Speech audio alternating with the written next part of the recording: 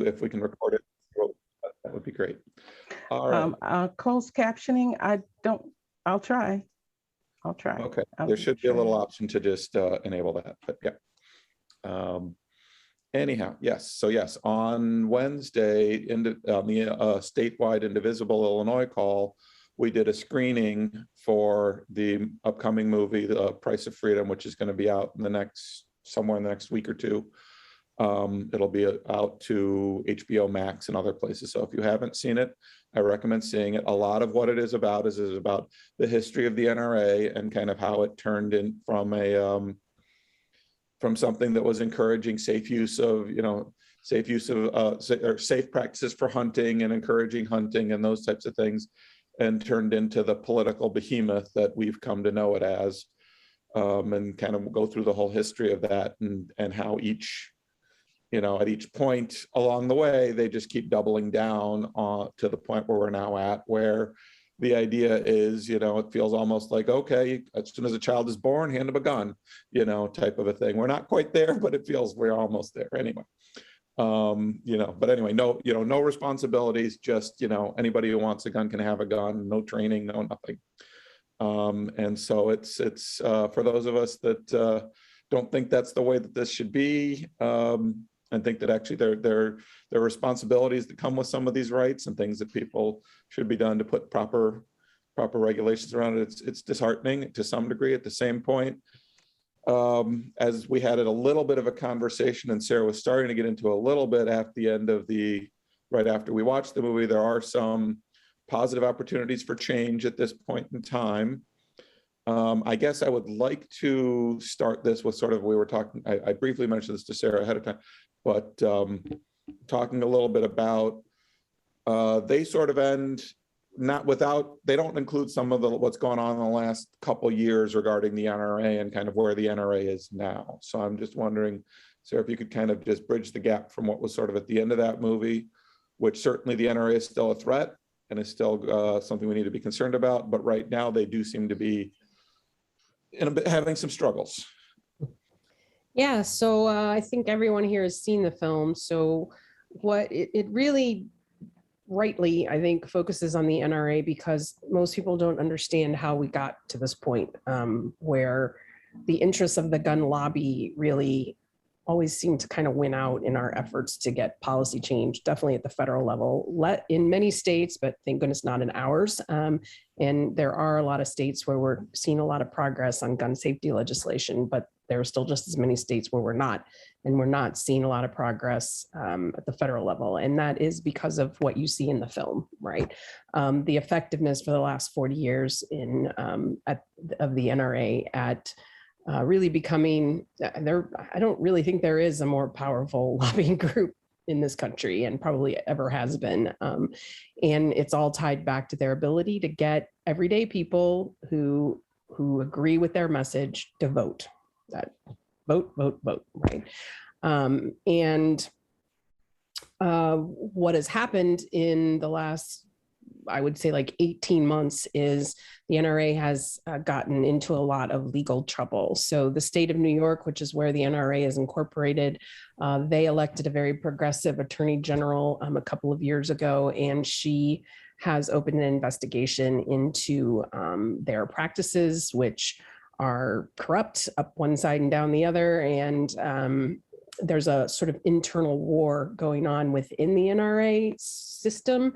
What I mean by that is their long-term advertising PR agency that they've, until about a couple of years ago, were tight with for 30 years, and were really it's called Ackerman McQueen, and Ackerman McQueen is the organization the PR advertising organization that has been responsible for the NRA's most successful campaigns to help the gun manufacturers sell their guns, but also to mobilize its membership and its core group of members to really be devoted to the issue of supporting gun rights and the things that the gun lobby wants.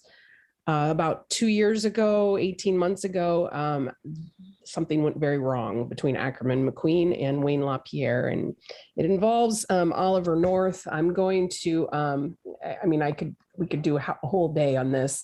Instead, I'm going to put a link in the chat for anybody who wants to get the inside story of why the NRA is imploding.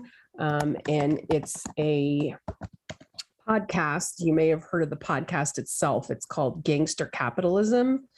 They devoted Gangster Capitalism devoted season 2 to the NRA and its corrupt practices and how it ended up, first of all, becoming so powerful. So it covers some of the same ground as the Price of Freedom film, but it picks up where the Price of Freedom film leaves off. It explains the trouble that the NRA is in now. So I'm putting that, I just now put that link in the chat. Just look for season 2. So I won't talk anymore. I could go into too much more details. I don't want to spend the whole hour talking about that. But if you wanted to investigate more, they are in bad shape, the NRA. Whether or not this will, spell the end of the NRA is still an open question.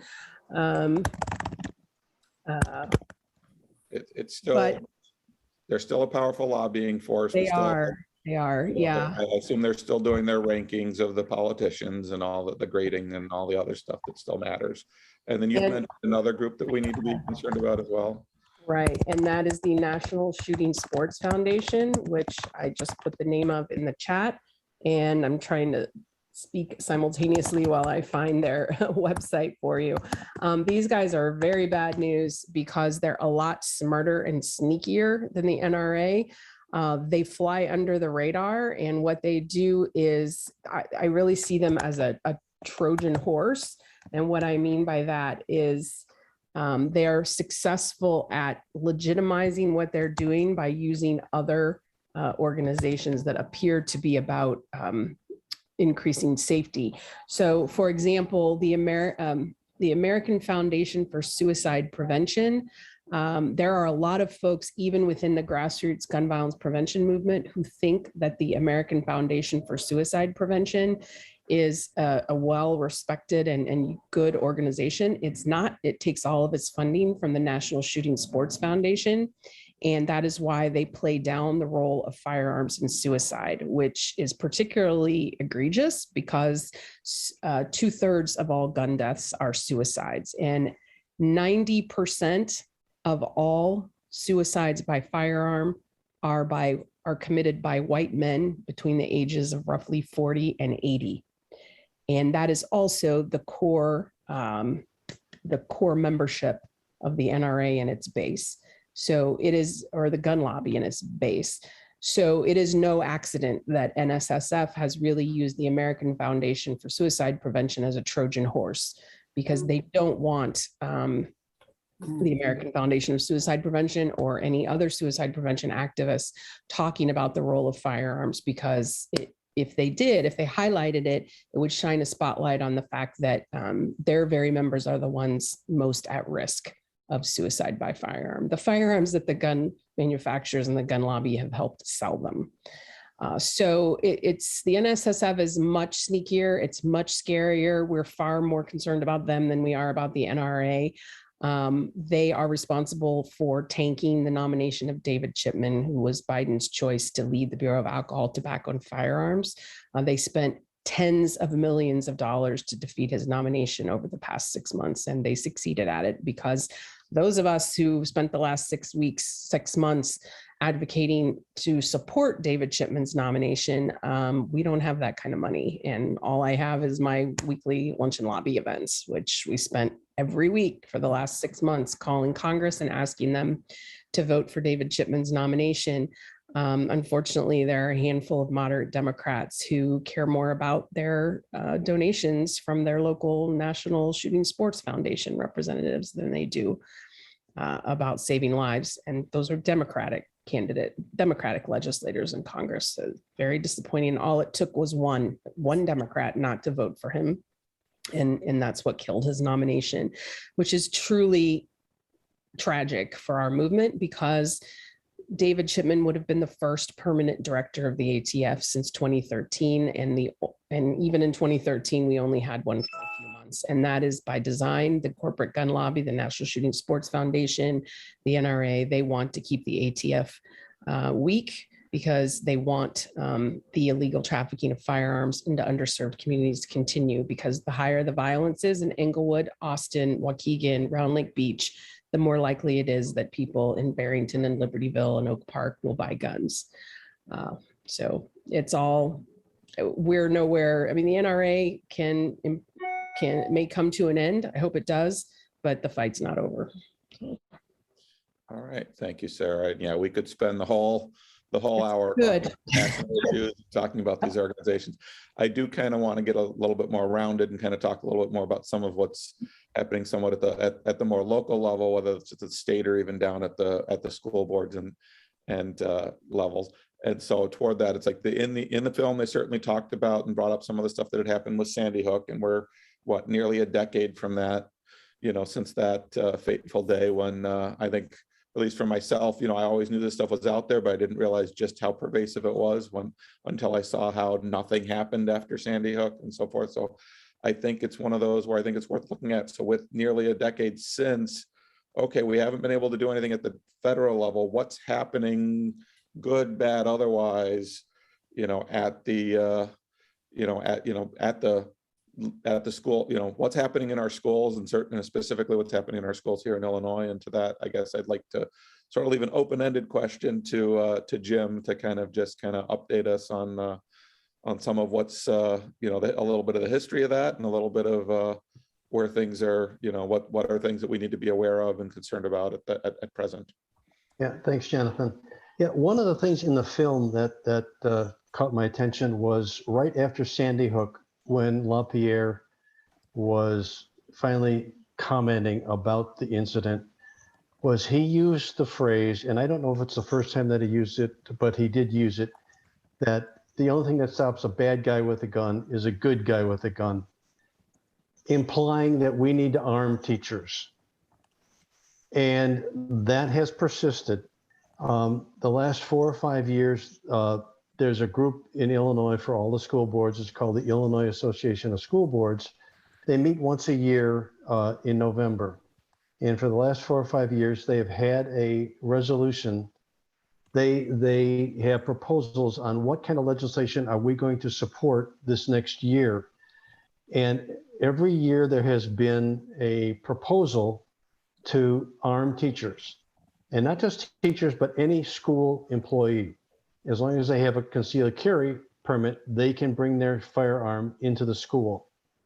That resolution has been defeated the last number of times that it's been up. The last time it was up, it lost by more votes than in any previous election. But it is on the agenda, on the docket again this year for their November 19th to 21st meeting.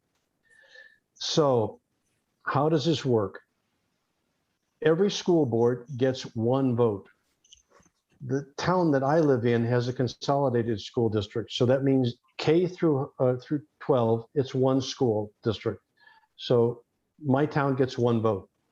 Palatine has a K through 8 school district and a 9 through 12 school district.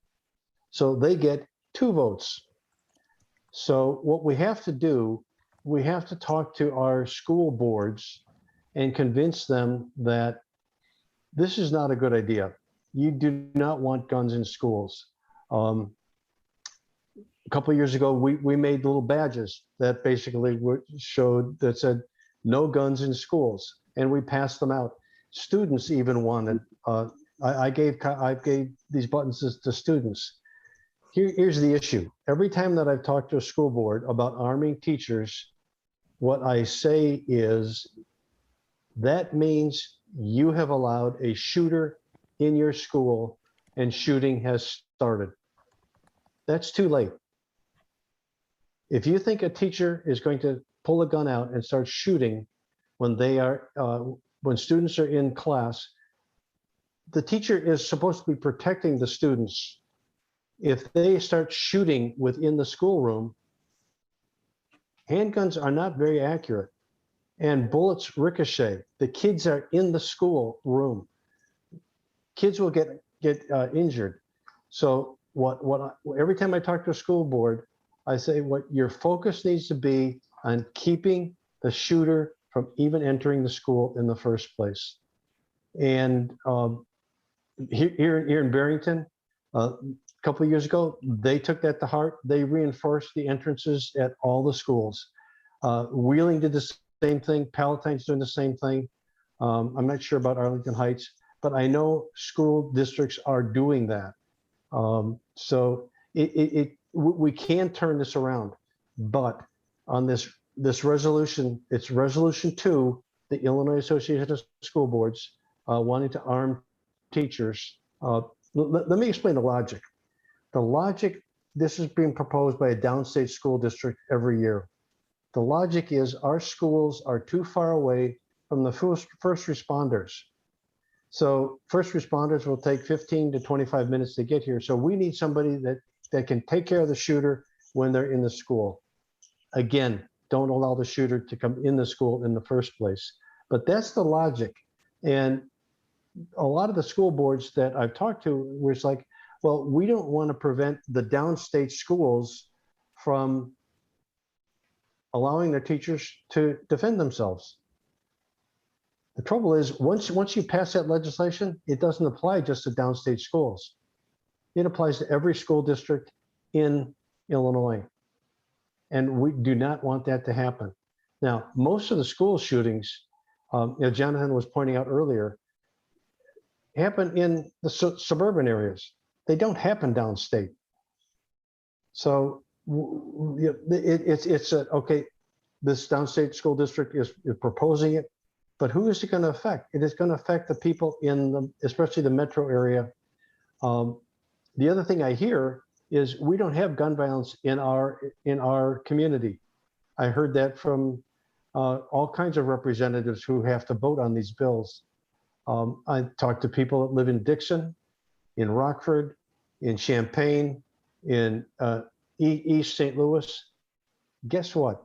Everybody has gun violence.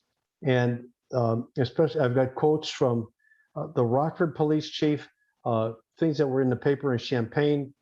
It happens everywhere. So let's just, if you can make it to your school board, even if you can't go to the school board, call them on the phone, write an email, write a letter saying you request that they vote no on resolution 2. Thanks, Jim. If I could add to that, I am a former teacher, a kindergarten teacher. I can just imagine having a gun in my room with kindergartners. Where do I put it? Do I keep it loaded? And if it was an incident that I needed to use it, can I find it? Can I load it?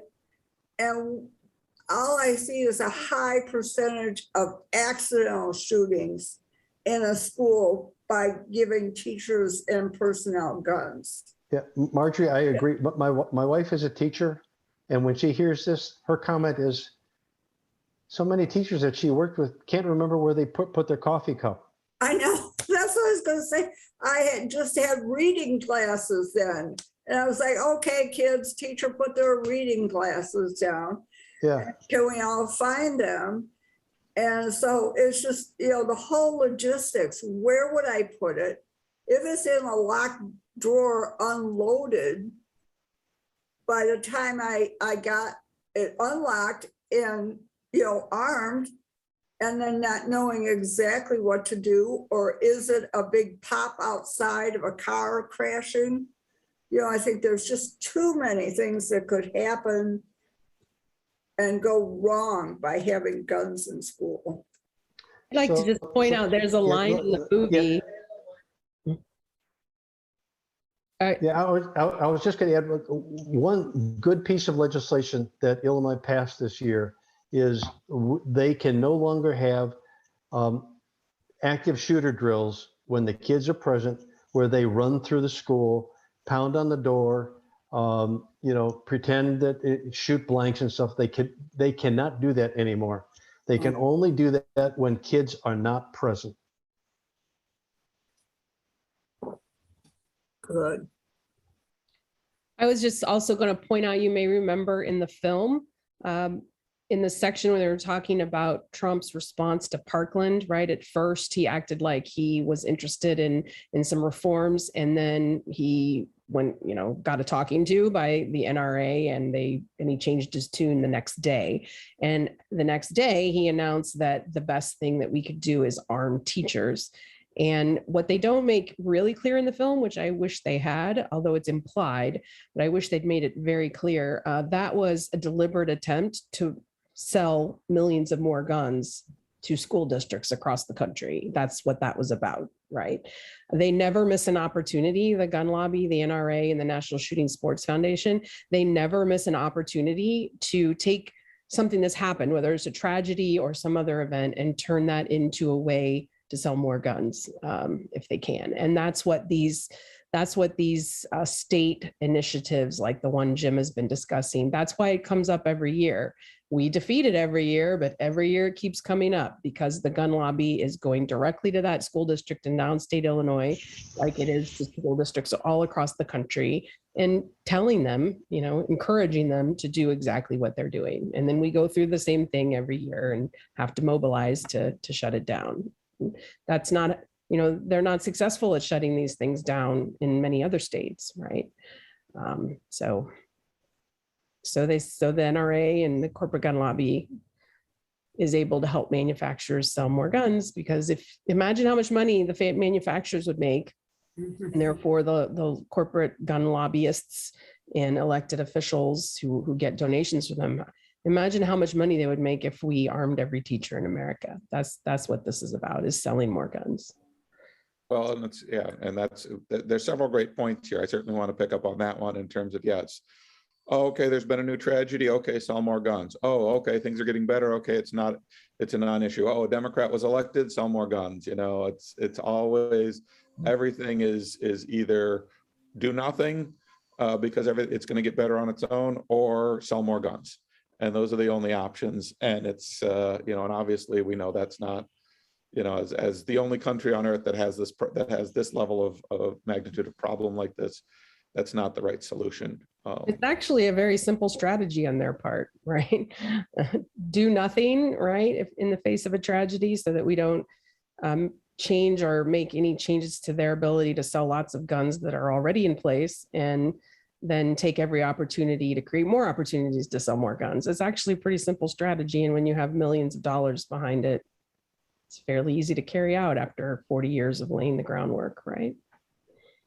Yep. Oh, yeah, right. And then, of course, as we see it, even in other things like with the anti-masking stuff and some of the other stuff, it's like the idea that for these personal rights trump collect community responsibility at every turn.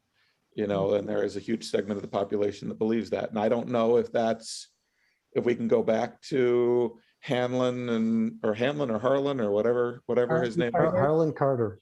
Harlan Carter, yes. Convicted murderer, yes, of a Latino man, which should not be lost on anyone, right? Yeah, whether he just helped advance that sentiment, or whether we have him to thank for creating that sentiment, whatever it is, back in the 50s or 60s or whatever it was, and then bringing it forward to now and now pervading our entire culture. Regardless, it's definitely a problem that's all pervasive, and we need to address it in more than just this area, for sure. He was a visionary. I will give him that. There was that, yes. Yep. And and then certainly also going back to some of the stuff Jim's talking about, I keep taking that back and thinking about just the battles we're having back and forth here in Chicago about the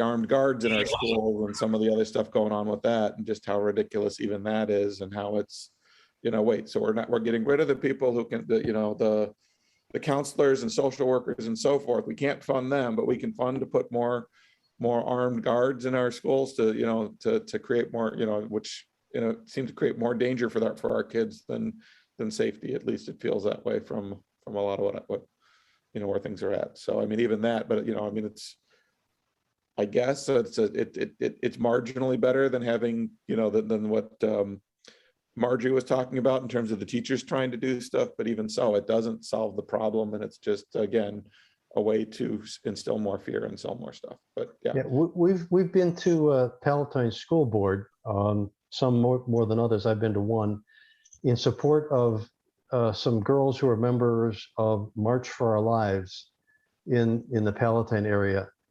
And they are going to the school board asking for more counselors,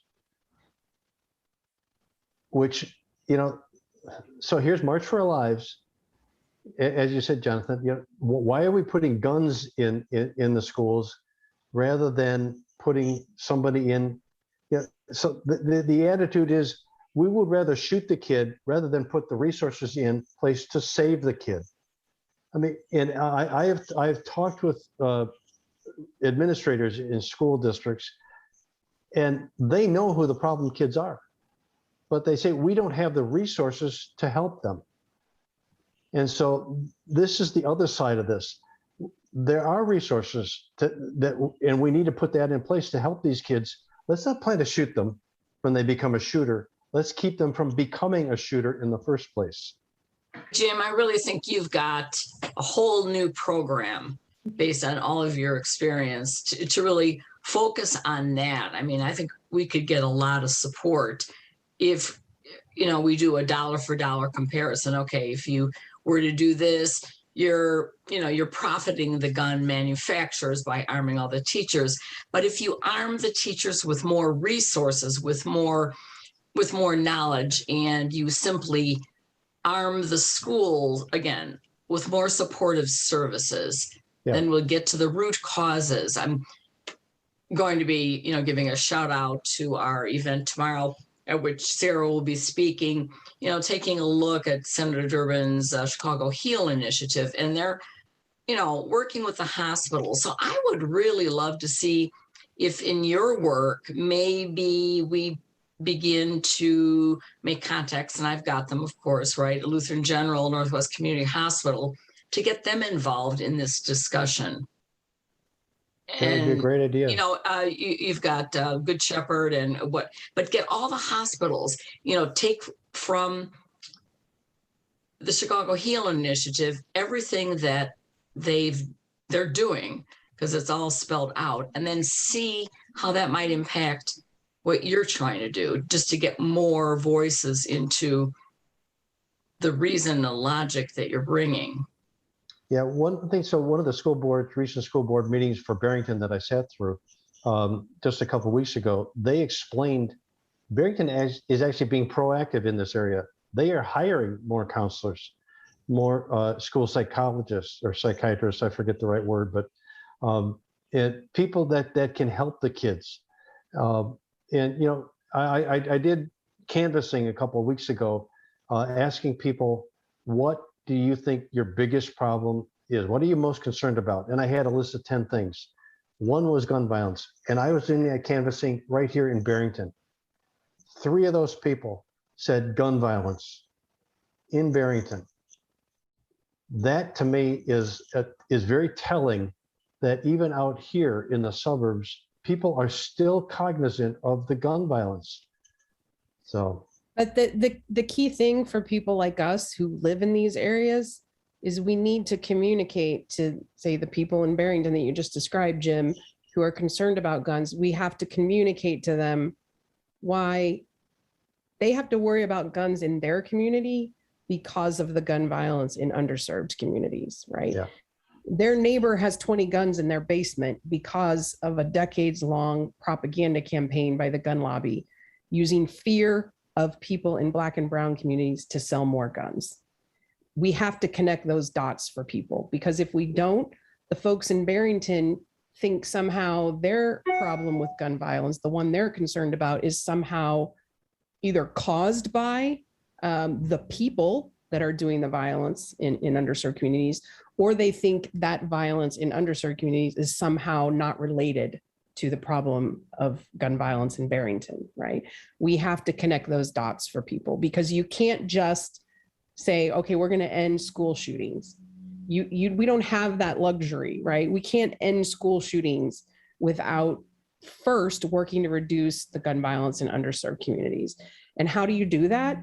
You support the passage of $5 billion in federal funding for community violence prevention in Englewood, in Austin, in Round Lake Beach, in Waukegan. And that means call your members of Congress and ask them to support the $5 billion in the Build Back Better Act. But we live in Illinois, okay? Depending on where you live in Illinois, you may or may not have a congressperson who's supportive of those bills, right? But you have 2 senators who are, right? Duckworth and Durbin are always, they are the 2. So I have a national view of what's happening in Congress.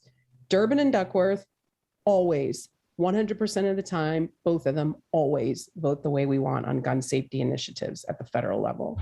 My representative does, Brad Schneider, and there are many Illinois representatives who do, but there are many Illinois representatives who do not. So the best thing that we can do as Illinois citizens is make sure we talk to our congressperson and thank them if they're already supportive of these things, or ask them to support it if they're on the fence or not supporting it.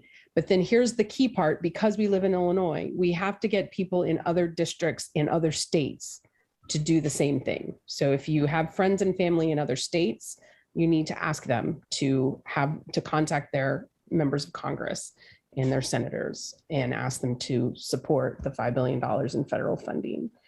I get that question a lot. People are like, well, how can I help? My elected officials are good on gun violence prevention. Well, you can help by really asking and making it easy for your friends and family in other states and other districts to do the same. Hey, Sarah, I am so on board with every bit of the legislative initiatives that are happening and how important that is.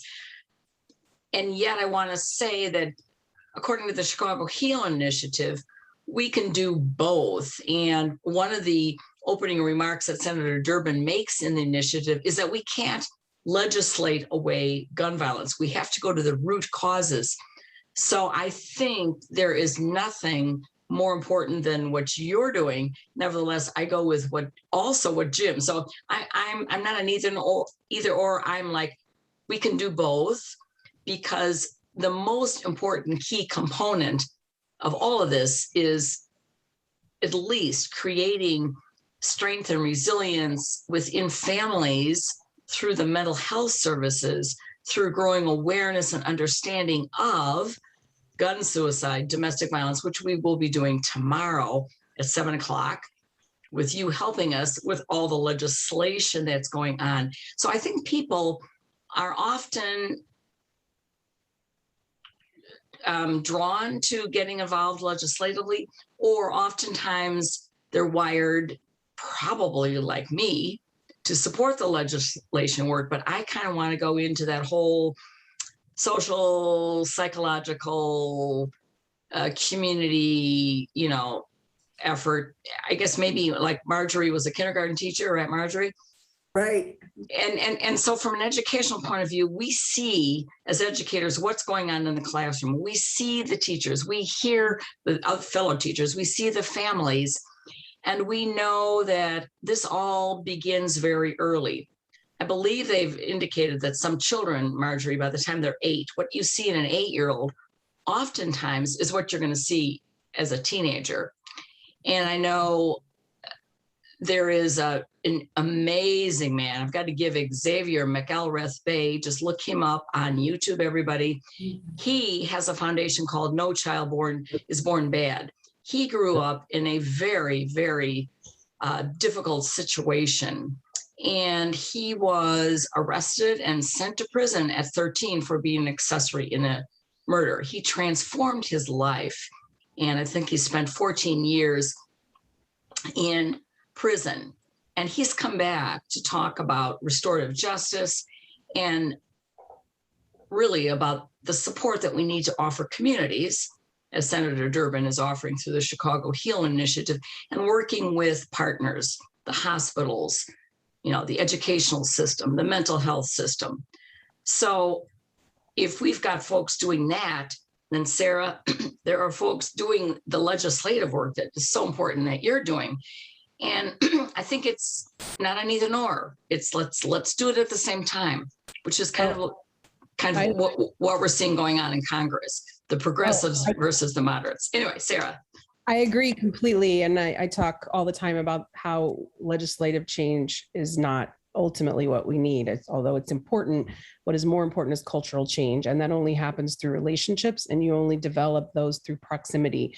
So that means show up and support organizations like Xavier McElrath. Oh, sorry, I just copied the wrong thing twice. Xavier McElrath Bay. Right. Support organizations like his or other organizations that you believe in, the way Kathy so eloquently just now just described her sort of knowledge and affiliation with Xavier McElrath Bay's organization. I put the link there in the chat to his organization. But I also want to say the $5 billion in federal funding, although that is a piece of legislation, if we get it passed, it will help Xavier McElrath Bay's organization, because it goes directly to those organizations that are addressing the root causes. Right. So there are some pieces of legislation, and if you support the legislation, you're actually doing both, right? What Kathy said, and you're helping to pass a bill. The reason this $5 billion is so transformational is because organizations like Xavier's and the Institute for Nonviolence Chicago and One Northside and Ant Mountain Foundation and Waukegan, they're limping along on private funds. If we can get public funds for them, we've already succeeded at that, getting public funds for them in the state. For example, the cannabis legalization bill required a huge percentage of the profits from the legal sale of recreational marijuana goes to these organizations. So that was step one. This is step two, and it's even bigger, getting federal funding. I mean, we're talking billions of dollars, not millions, right? And so a lot of times supporting legislation, you're also doing what Kathy says, right? Which is supporting the folks that are addressing its root causes and creating the cultural change. But Kathy's right. In addition to helping us pass like this funding at the federal level and the state level funding we've talked about, in addition to doing that, what we need to be doing is showing up at these organizations in person, if at all possible, and supporting them however we can, or donating to their organizations. Exactly. Hey, Sarah, that's a perfect lead in for me to give a shout out to Wings. We're going to have Christina Lindsay joining you and speaking tomorrow at 7:00. Yep. And Wings is doing their purple tie ball tonight. I don't know if you're so good with the computer, if you could find the link for the purple tie ball and put that in the chat. But that's an amazing organization. I'm a volunteer with them. And Domestic Violence Month just began a couple days ago. National Suicide Awareness Month just ended. And if anyone is planning on coming and registering for our event tomorrow, do we have the registration for that link you could throw in? For the purple tie ball? Well, you've got the purple tie ball, thank you. And now the event registration tomorrow, even though. Yeah, I got that. Okay. Do you want to talk a little bit more directly about that particular event? We're getting toward the end of our time here. So we are. And I've been. Give me an announcement, let's go ahead and tell us about that event, and let's try and find a link. So tomorrow we are proud to present Help Break the Cycle of Violence, featuring Senator Dick Durbin, who is going to be joining us and talking about the Chicago HEAL Initiative, which is a plan to reduce gun violence, improve health, and increase economic opportunities in the communities most impacted by gun violence in Chicago. So Dick Durbin was able to gather 10 hospitals together to talk about what they're already doing that is working well in terms of helping individuals in the community, and what more that they might do to improve health, to develop economic opportunities. And I'm excited that he is joining us, but I'm really excited too that Sarah is going to be there from Newtown Action Alliance, and Mary Kay Baldino. Sarah will be talking about the legislation that is going to be very impactful. And then Mary Kay Baldino has a personal story to talk about. Her family connection to suicide. We're going to be looking at warning signs of suicide through the eyes of Karen Sims, who works for the Trauma and Resilience Center in Champaign, and then learn more about to grow our awareness about domestic violence through Christina Lindsay's lens. She's a medical trainer for WINGS. And then George Matos is going to connect domestic violence and street violence. So we're looking at the gun connections between gun suicide and domestic violence. And it's a conversation that people are very reluctant to have, to acknowledge that it's happening in their homes and in their communities and their faith communities.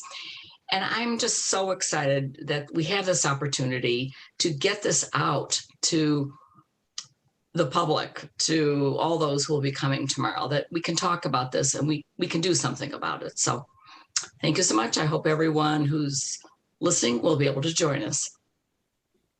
Wonderful. Thank you, Kathy. And then Jim, did you have a couple of initiatives? I know you mentioned one. Did you have some other initiatives at the school board level that you wanted to highlight or promote? Well, yeah, the other thing that we should probably talk about is actually another resolution that is part of the school board, and that is safe gun storage. Resolution 15 is not perfect. It will require gun owners to secure their firearms if someone under the age of 18 might gain access. That's a very open-ended requirement. I mean, anybody can say at any time, well, I didn't think he would have access, he would gain access. Other states, when they have these safe gun storage requirements, basically say it has to be secured whenever the firearm is not in the possession of the owner. That's where we want to get to. But for now, this is a resolution that the school board can support. It's resolution 15, safe gun storage. And the question always comes, well, why does the school board care? Well, where do school shooters get their guns? Most of them get their guns from an unsecured firearm at home, a friend, or relative. So it does affect the schools. And, you know, and again, regarding suicides, teen suicides with a firearm, typically from an unsecured firearm in their home, a friend or relative.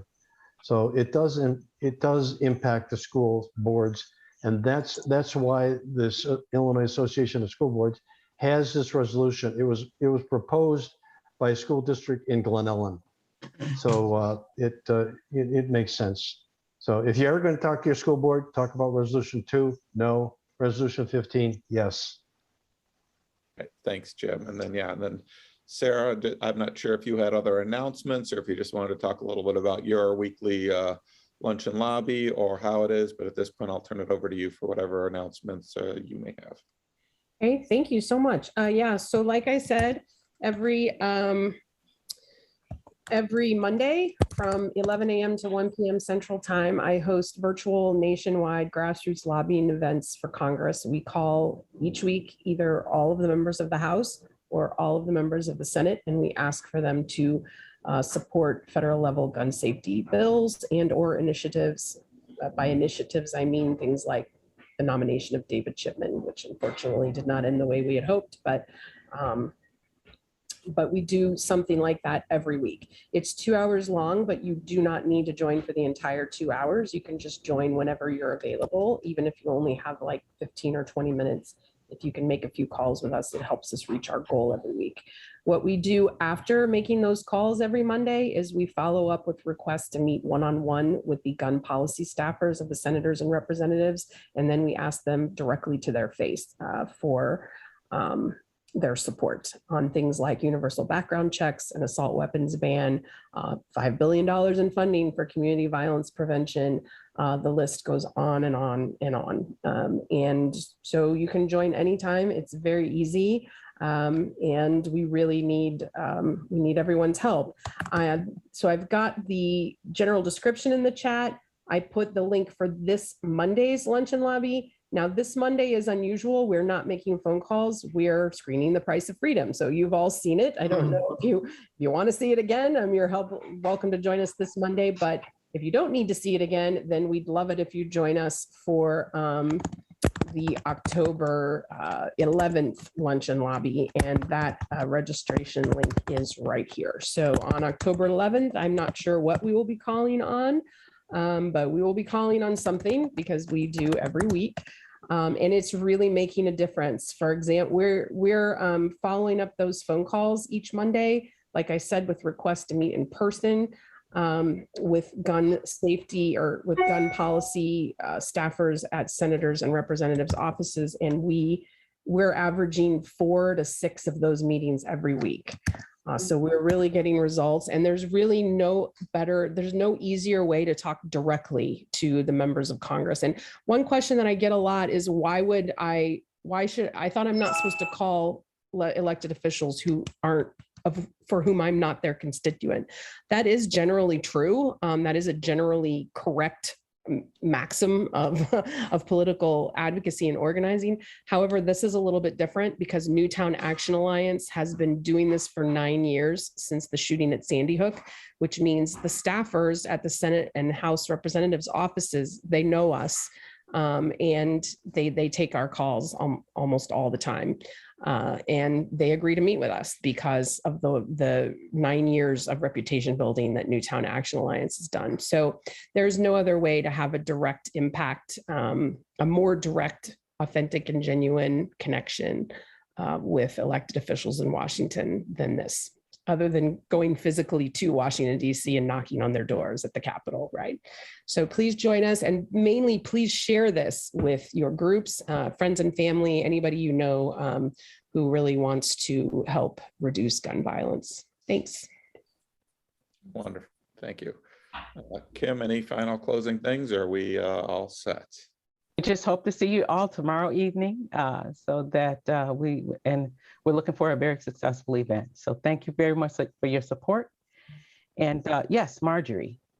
I just wanted to share real quick. I went to, as an observer, a conference for young Black men, late high school, early college, community college, Wabansie here in Aurora.